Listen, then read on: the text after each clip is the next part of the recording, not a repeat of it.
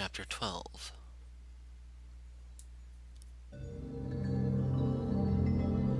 After a short while, I've entered a new realm. My head hurts because I'm being rewritten. All the things I knew and all the things I never knew, they're restored to their original state. A chill runs through my body as my mind feels clearer than ever before. The last thought that runs through my head is that I'll never be the same, will I?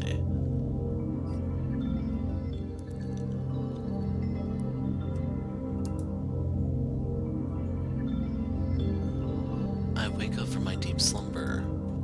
My physical incarnation is no longer of this world. Pulsating, vibrating sensations meddling with my mind are constant. In human words, I think they were called thoughts. They're not just my thoughts, but my people's as well. We're one once again. I'm drifting. My senses aren't what they were down there. They're quite different. Smell, noise, taste, they're all just labels meant to simplify information. This is omniscient. It's all returning to me now. My perspectives crumble. Emotional memories are turned into facts of someone else's passing life. What I once knew as emotion is turned into yet another objective matter. They welcome my return. I turn into them. We found planet Earth in a sad condition. It used to be so vibrant and flourishing, yet all that remained was sadness and isolation. Human life wasn't what it used to be. It didn't seem right to end such a miraculous life hub on a gruesome note, so we peered into the world of humans. We wanted to understand how they came to be what they labeled as sad. To research humanity's downfall, we saw an opportunity to create a small society of our own. We could watch them grow, watch them rise, and watch them fall. A simulation. From it, we gather what we need to make them better. We needed actors. We needed an inciting incident. We needed a scenario built around our theories of their defeat. As our simulation's foundation began to take shape, a concern quickly cornered us. Any kind of meddling in the experiment once running would have an impact on the results. To really see and derive useful data, however, we without a doubt needed eyes. A neutral pair of eyes reflecting reality as it is, unaffected by bias. It had to be one of us. A part of us had to act as a human. With that being decided, we made arrangements. Quentin came to be. To make him forget about us would be crucial to producing an accurate point of view for starters.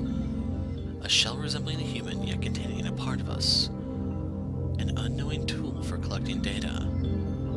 We studied them, their behavior, their hopes, and their dreams. With each periodical collection of information, we observed, saw, and realized. We reached conclusions of our own as to what the cause of their sickness was. Now, with the final chunk of data having been collected, we can move forward and assist them, reviving their darkened souls. The conundrum has been resolved. A human utopia can be born from the ashes of the subject's efforts. But now, what is this? There's something in the core of our being that hurts. It's a splinter in our soul. It increasingly becomes more difficult to ignore. It snuck up on me. How come I didn't notice at first? It snuck up on me. Me. I. Quentin. An individual. Dizziness. It seems I still have humanity in me, and it's making me hurt. It's making us hurt. Help. If not us, please help Mimi. Am I expected to live like this? The pain only increases. I suppose this wasn't part of the plan. I wasn't supposed to remember this feeling.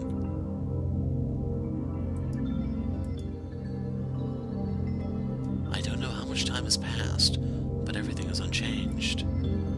They know I hurt. They're saying they'll share my pain. It's so strong, however, and it's burdening them. I know it is, for I am a part of them. Neither good or bad exists here, but this individualistic pain is an imbalance in our soul. I'm not supposed to be. My individual human soul is not supposed to be.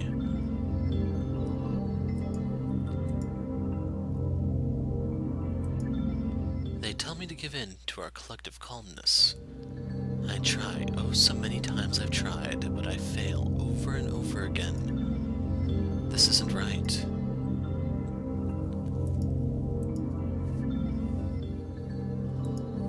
Stay united, for we will share this weight as one, they say. Help me. I wanted to go away. I'll do anything. Take this burden off of me, and I'll be able to rest until I fade out.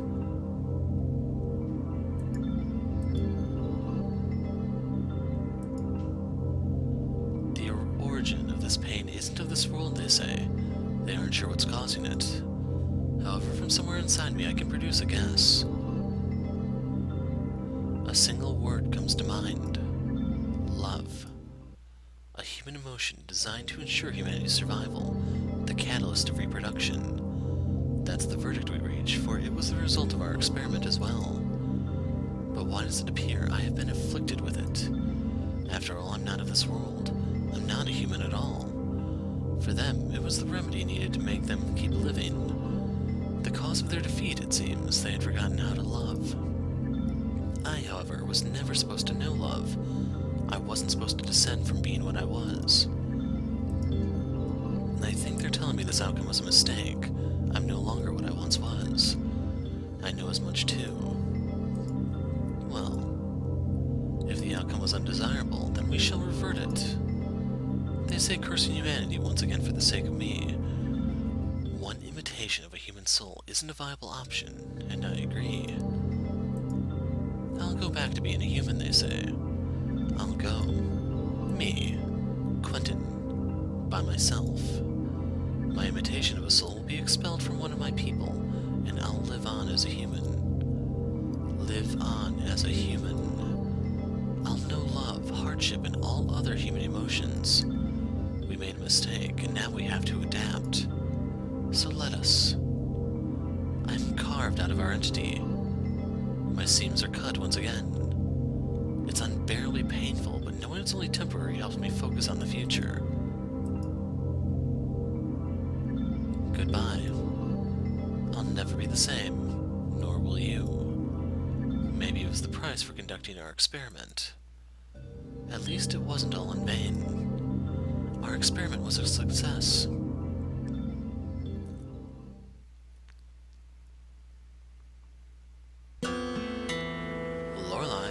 Hello, I'm back. I'm right here. I look around in every direction for a familiar face, but there are none. I need to find her. These huge buildings and the massive crowds, they're all new to me. I never knew this life. I never truly knew these impressions. I feel dizzy as the vibrant surroundings overwhelm me. Sensory overload. So many new impressions of things I never actually knew. I feel like a stray animal placed in the middle of a busy city. The same sense of not belonging, the same panic building up within me. I have a human ability called empathy, so I can imagine these matters. I grab my own arms and start rocking back and forth. I can only lie down. People look at me. They probably think I'm strange. I wish I could do a better job of being a human, but I have none of the experience you have. I suppose I only thought I did. As a logical being, I deduced what I thought was right from my so-called memories and labeled it as knowledge of my own. Now that the illusion has been proven merely to be fiction, I realize how little I know. I know nothing about this planet or its people in practice. It's difficult. So difficult. I feel a strong sense of doubt about everything except for one thing. That'd be my desire to find Lorelei. Sadly, finding her in this ocean of people seems like an impossible task. When I do find her, I'll have her teach me. I'll have her teach me how to be human. She'll understand. She'll help me. I lay here for a while longer until someone pokes at me with their foot. You okay, man? You don't look like a hobo, so why are you lying here? I look up at the young man talking to me. Hey, I don't know what took you or whatever, but you should get out of here before someone calls the cops on you. Cops? Are they some kind of flower? Damn, dude, you gotta be tripping like crazy or something. Come in here. The man reaches out to me and urges me to grab his hand.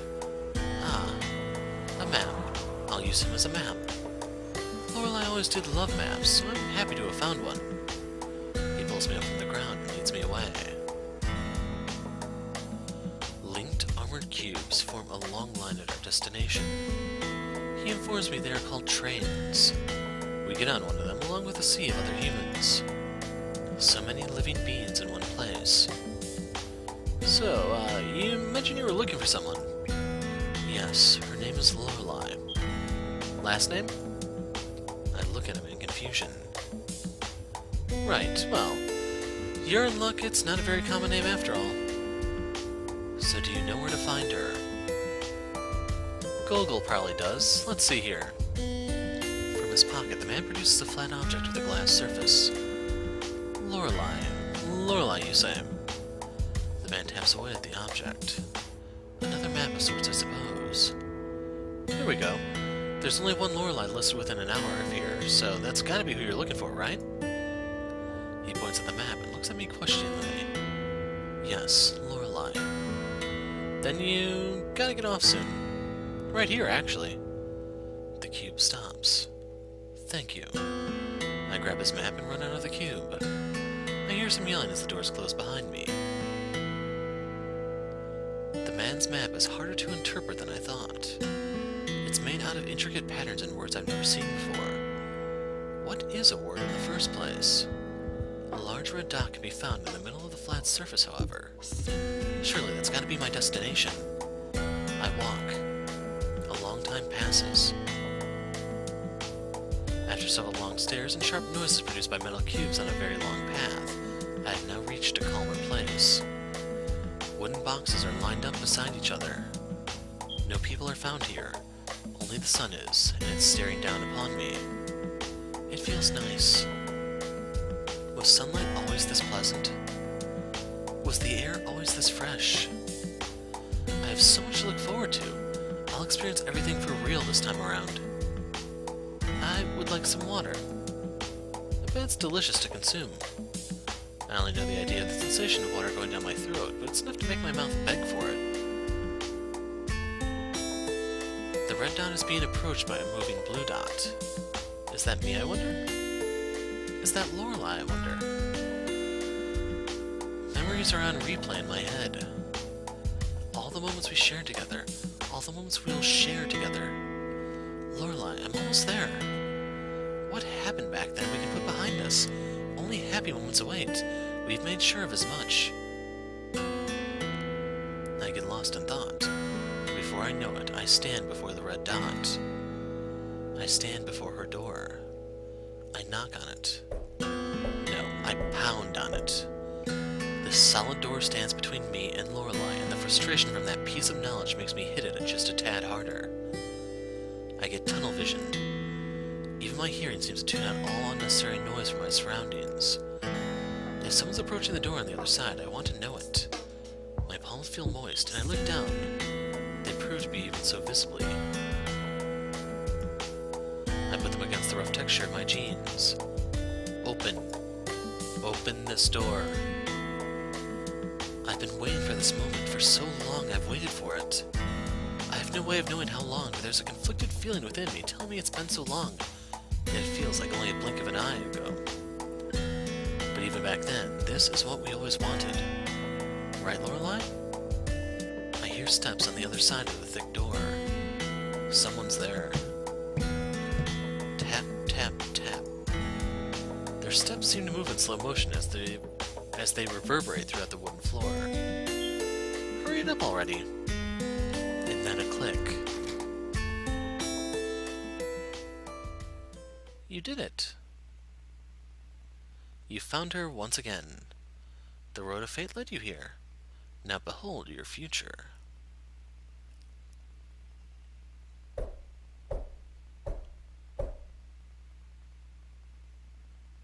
Was that a knock I just heard? Hey, sis, I need to hang up. Someone's at the door. Okay, talk to you later. Love you. Love you too. Bye. I put my phone on an unpainted shelf beside me. How surprising, though. I never get visitors. I stepped down from the ladder I've been staying on for the last hour. I've been painting my shelves for a simple purpose, They need a new layer of deep blue to really stick out in these bright summer times. The newspapers I've been using as protection for my floor make a satisfying noise as I step on them. I walk towards the hallway while getting my hair out of my face. I tuck it neatly behind my ears as a pleasant breeze runs through it. I smile to myself. It's gotten longer recently, hasn't it? I don't mind, in fact. I like it. It appears my cat has reacted at us having a visitor, too. She runs past my legs to hide in the kitchen. I laugh. As for my mysterious visitor, maybe it's a salesman. Oh no, I know. It's a delivery for me. I suppose that's quite likely. After all, I made my first online order the other day. That was fast, though. How handy, don't you agree? I grab my wallet from a tray in my hall. They'll likely want to see my ID. With it in my hand, I look through the patterned glass surrounding my door. I do indeed see a figure out there. For a brief moment, I feel a sinking feeling in my stomach. Strange. I shake it off, however, and open the door and greet my visitor with a smile.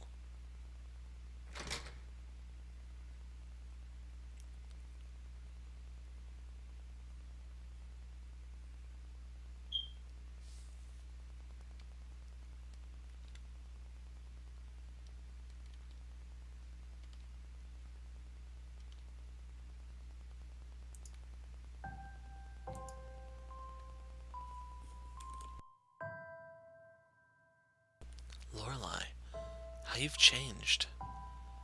Her hair is visibly silky, more so than ever, and it's wavy too. I observe these facts as her hair, through assistance of the wind, unfolds in a cascade across her shoulders.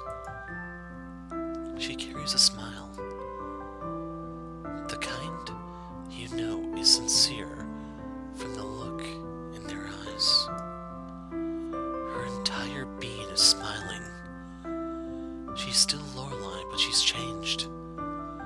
One thing appears to remain the very same, however. Her pristine eyes. I never thought I'd see you again. We made it out. I tear up from overwhelming emotion. My chest tightens at last. It's been hard, and I've been through things you can't even imagine. But now that I finally get to see you again, all my worries are gone. How have you been, Lorelei? I move in to embrace her. She looks at me questioningly.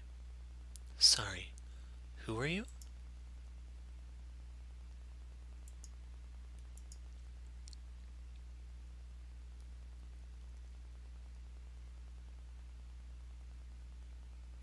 I close the door.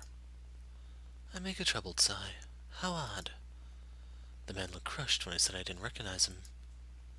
I'm sure I don't know him. I have an excellent memory, after all. Yet again, I rake through my memories, both recent and old ones. No, I'm certain I don't know the man that just left my porch. I think about the sinking feeling in my stomach prior to opening the door. Well, no point in feeling bad. I hope he finds who he's looking for. Oh, my phone. I walk over to my half-painted shelf and pick up my phone. Hello. Last chance. Do you have no memories of a Quentin? If you do, it's now or never. I feel uncomfortable being put on the spot like this. I've already reached a conclusion, though, so I feel better knowing I have a clear answer for him. I really don't. I'm sorry. I hear a deep sigh on the other side of the phone. Wind is passing through his receiver. It creates a horrible static noise. I didn't think so. Tell me, are you happy? If nothing else, tell me that at least you're happy. Am I happy? Happier than I've ever been. But why does he care? Sorry, I don't know what your goal is here, and it's making me uncomfortable. I'm going to hang up. Just answer that one question, please. It'll be the last you hear of me if you do. I'm perfectly happy. Bye now. Then that's all that matters. I hang up. He truly sounded defeated. I hope I'll be left alone from now on, though. One set of creepy questions is enough for me. Out of the blue, my phone rings once more. I get a sinking feeling in my stomach yet again. Hello? Hey, sis, I forgot to ask you whether you wanted it in blue or green. I'm at the store, so you'd perhaps make a decision right now? A familiar voice. One of my beloved sisters. Blue. Always blue. Hey, sis. I had the strangest thing happen just now. There was this man and...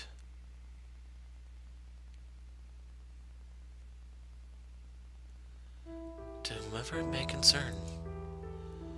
Other humans know me as Quentin. Actually, that's not true. No one knows me as anything anymore. They used to. In that one place, the one unbound by human logic. The place wherein I was Quentin. Though I don't know who else I am but Quentin. But I do know I'm not human, nor am I anything earthly. Nor am I anything unearthly, not anymore. What I am is a mistake, an anomaly. No matter what you want to call it, I don't belong. I don't belong anywhere. I don't have a personality of my own, I simply am. I have memories. Some are fabricated, some are real. They help shape what I am. But at my core, I'm a fabrication and an abnormality. I'm not a product of chance, but I am a product of failure to anticipate. That is to say, a mistake. Now, some mistakes can't be undone. This would be one of them. But they can be deleted. They can be nullified, nullified, nullified, nullified. They can be nullified, nullified, nullified, nullified. Life is finite. Make time for yourself and your inner passion. Make time for your beloved ones and strive towards the happiness you all need to live on. You never know what the next day has in store for you. Be the best you can be. Become the best you can be. Be the happiest you can be. Become the happiest you can be. Allocate time for this purpose. Life is finite.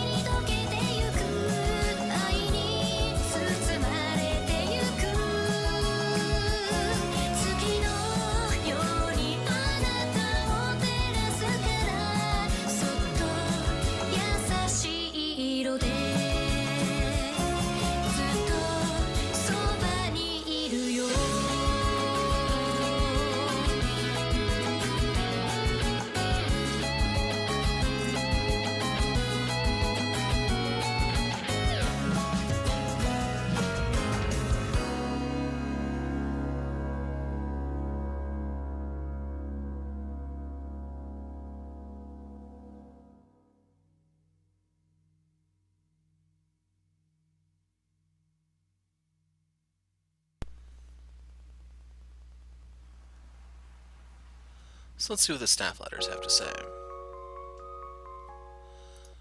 Leaf, the guy who did all the music.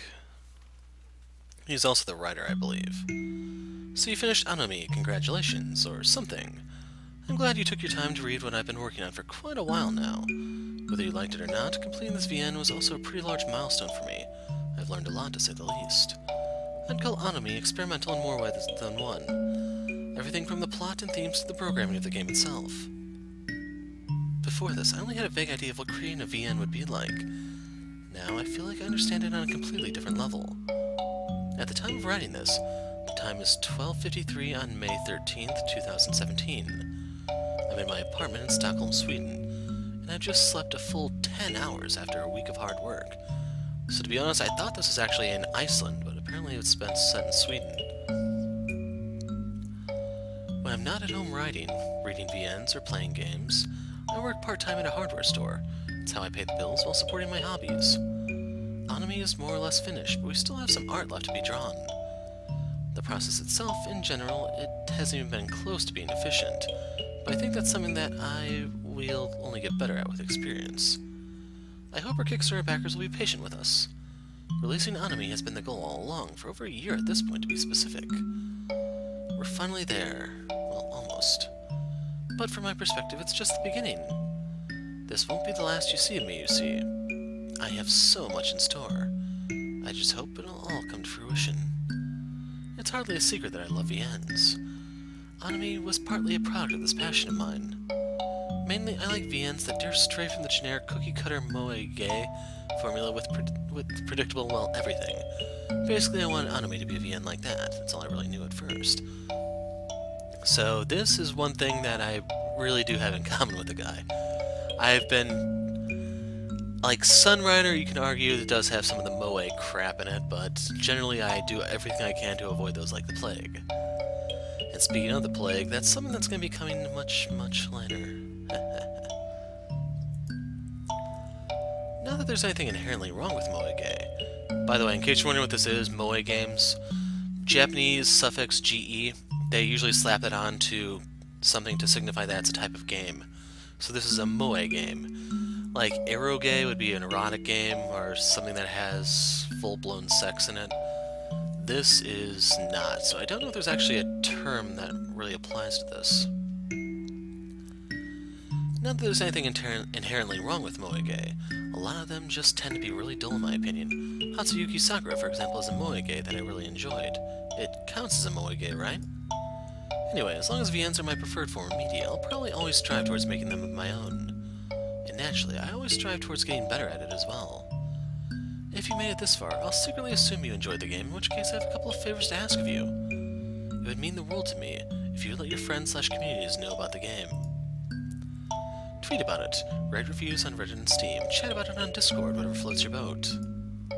I know nothing about marketing, nor do I have the money or time for it. I wish to spend my available time being creative, so word of mouth is for now my primary method of getting people to read Anomie, as well as any future novels of mine. So real quick, I don't know if you've actually looked at this game on Steam. There's actually very, very few of you following this playthrough, but I'm going through it to the end. For the longest time, there was literally nothing on Steam regarding this. The game just appeared and disappeared just as quickly. So, I don't know how much attention this is going to get, but I highly doubt the sales are going to be enough to actually fund another project. He's probably going to have to hit up another Kickstarter. And if you follow the channel, you know I don't have a Twitter, I don't go on Reddit, and I don't really have a lot of ways of reaching out to people other than this. Lastly, if you have a VNDB account, Visual Novel Database, it'd be great if you vote for Anomie on there as well. I think that's about all I had to say. I hope you enjoyed Anomie and look forward to my future projects. Leaf.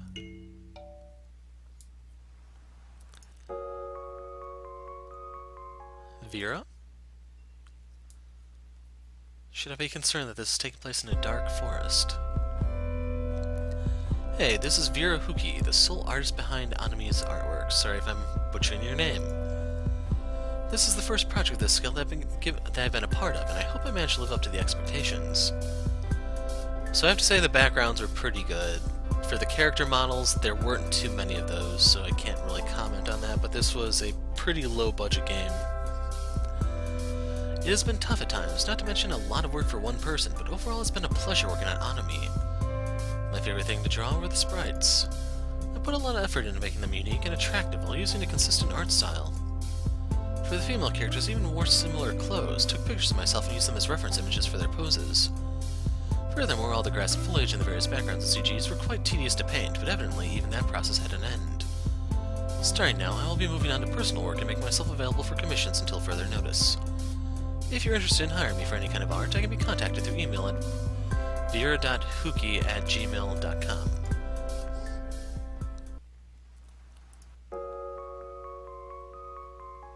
Isaac?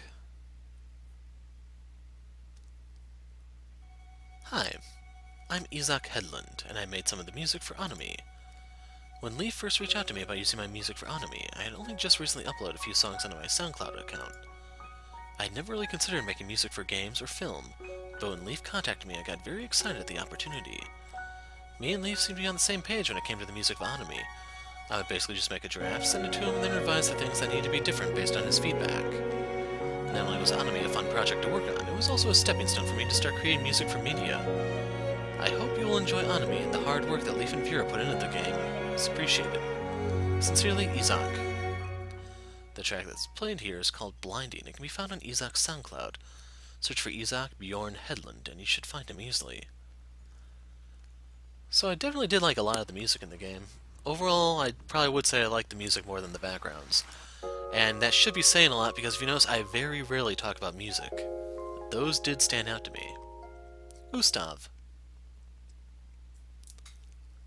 No offense to the Vera lady. Assuming that is a female name, it just sounds like it.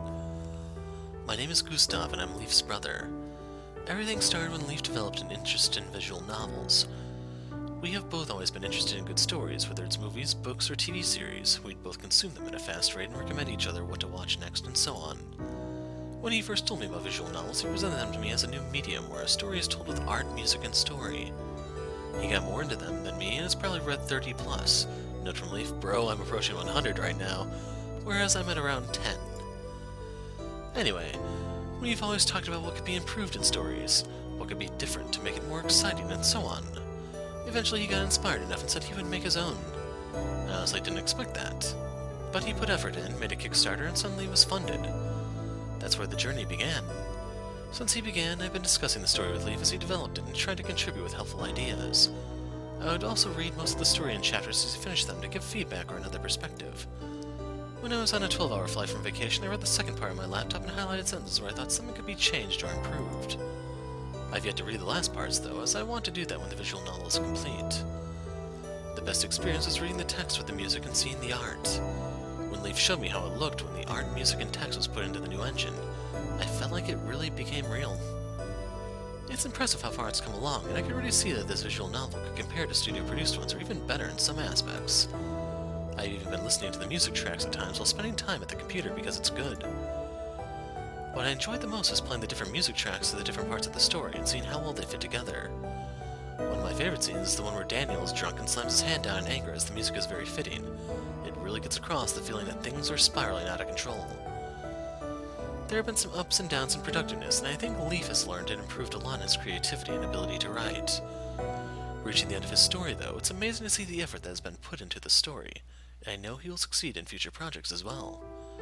As someone close to Leaf, I would definitely recommend you to support Anomie if you want to see more visual novels made by someone with a good eye for stories, motivation to finish them, and his own vision that he is able to fulfill, without any restraints from anyone. Everything is how he wants it to be. It's not a visual novel made for commercial appeal, and the restraints that comes with it. Thanks for reading. So that is everything. So the only thing left for me to do is now to give my comments. So first and foremost, where the hell did that ending song come from? That did nothing to fit it. Like, it's a 0% match. The frickin' thing is in Japanese first of all, and this thing actually has had some sort of Icelandic, Scandinavian, Norwegian, I don't know how you want to consider it, but it had that vibe to it. I could tell it was from somewhere north, just from how the terrain looks. I guess that's the best way to describe it, the forestry and stuff like that. There were no Japanese names or anything. The characters actually had, like, I wouldn't say Quentin and Lorelai are really that strange out west. They are unconventional names, yes, but they're not completely unheard of. And this Japanese song comes from literally nowhere. And the thing is, it was kind of upbeat when we're actually ending on a sorrowful note where Lorelai realizes she can't remember Quentin, or vice versa, if you want to say it that way. So Quentin goes off to potentially kill himself, we're not entirely sure. It's kind of dark right there. And then we get this upbeat song. Like, I could definitely see some sort of string piece be relevant there, piano, harp, violin, something that would convey the mood a lot better. And instead, we got that. Like, if I had to talk about one thing about the game that stands out far more than the others, it's that ending song, and it's just because it's a complete mismatch. Anyway, as for the game itself, I don't know about you guys, but I didn't really feel any source of tension even after they bailed out, and the whole collapse thing happened very, very quickly when it probably should have been drawn out a bit more. I think it was probably done that way for the whole alien aspect, and it just didn't quite fit, in my opinion. I don't know if you guys feel any different or not. So otherwise, in terms of art, the character models were nice. They were realistically drawn. There wasn't any of that ridiculous fashion things where the characters were wearing a dozen belts with a dozen pockets on each leg. They actually looked like someone you'd see on the streets, which is saying a lot in the visual novel industry. As for the characters themselves, they were well proportioned. They were pretty distinct from one another. There weren't really that many models for the first place, so that may have actually allowed them to be distinct. Had a bigger cast been present, that may have been a problem. I'm not entirely sure. Since I'm not familiar with the Vera Huki person, I hope I'm still pronouncing that correctly, I can't quite say if that, like, this person may have some sort of restriction with it. The art, it's just, there were seven sprites, I think. The core four, Ben, Charlotte, Lorelai, Quentin. You had Daniel, Lorelai, and then the one girl that I can't remember because she never really actually amounted to much. She was kind of underused. The girl that lives above Quentin, I can't remember her name. She made a couple appearances, but no major impact. And yeah, that would probably be the other criticism I levy against the game. It was fairly short, so the characters didn't quite get to play out their arcs. I'd say the core four were okay, it's just the other ones. Like Daniel's there, he's the authority figure, and then you see him on the brink of despair, and you never see him again. We don't know if he died, we don't know what happened to him, or anything. For all we know, he could be some sort of warlord over at their... I don't even know what you'd want to call the places where they resided. As for the girl, like I said, she talks about how she's been ripped out of the world, she misses her family, stuff like that, and she asks Quentin for help, he says no, and I don't really remember much else about her. So overall, I wouldn't say I'm disappointed with the game. It could have been probably a little bit more, maybe another chapter than was needed to just space some stuff out.